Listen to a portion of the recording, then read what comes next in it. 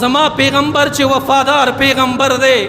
زما پیغمبر چې پزله کې در زما د پاره پروت دی، زما پیغمبر چې زما د پاره د طائف سفر برداشت کړي، زما پیغمبر چې ولګي برداشت کړي، زما پیغمبر چې زما د پاره د ونو پاڼې وخوړې، زما د پاره د ونې بیخونه وخوړل، زما پیغمبر چې په مکه کې په ظلم شوی دی، زما پیغمبر چې مرګري شهیدان دي، په خپل خزه بیبي باندې تهمت لګېدلې دی، زما په خاطر لګېدلې دی، زما د ایمان په خاطر لګېدلې دی، زما د اسلام په خاطر لګېدلې دی چې ما ته قرآن روغ سالم را ورسیږي، ما ته ایمان روغ سالم را ورسیږي، دا ایمان او دا اسلام سو خراب نکی. ورنه مسلمانا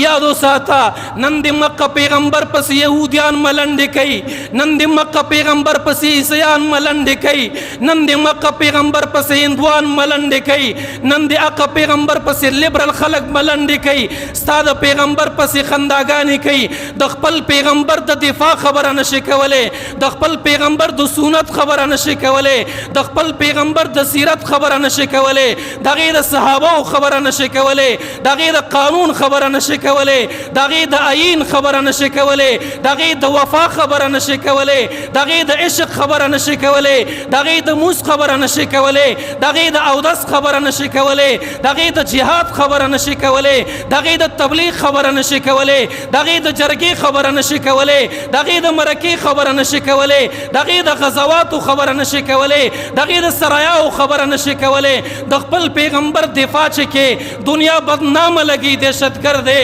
دنیا تهمت لګي شرپسند دی، دنیا راله پیغور راکوي ورانې جوړې، دنیا راله پیغور راکوي فساد جوړې، دنیا راله پیغور راکوي جنگ جوړې، دنیا ماله پیغور راکوي ملک ورانې، دنیا ماله پیغور راکوي علاقه ورانې، دنیا ماله پیغور راکوي ځوانان وجنې، دنیا ماله پیغور راکوي ځوانان خرابې، دنیا ماله پیغور راکوي عقاید خرابې. زه عقاید نه خرابوم، زه دهشتګردي نه خوروم، زه شر فساد نه خوروم، زه د چا کور نه ورانوم، زه د چا علاقه نه ورانوم، زه غلام د امام الانبیا یم، زه محافظ د امام الانبیا یم، زه د هغې دپاره چغې وایم، زه د هغې د صورت دپاره چغې وایم، زه د هغې د سیرت دپاره چغې وایم، زه د هغې د قانون دپاره چغې وایم، زه د هغې د آیین دپاره چغې وایم، زه د هغې د صحابو دپاره چغې وایم، زه د اهل بیتو دپاره چغې وایم. ورنه کو دا دهشتګردي وي او دنیا راته دهشتګرد وي، شرپسنده وي، ورانکاره وي، یو ځلې نه یو سل ځلې دهشتګرد صحیح مه خو دې کار پرېښودلو ته تیار نه یم.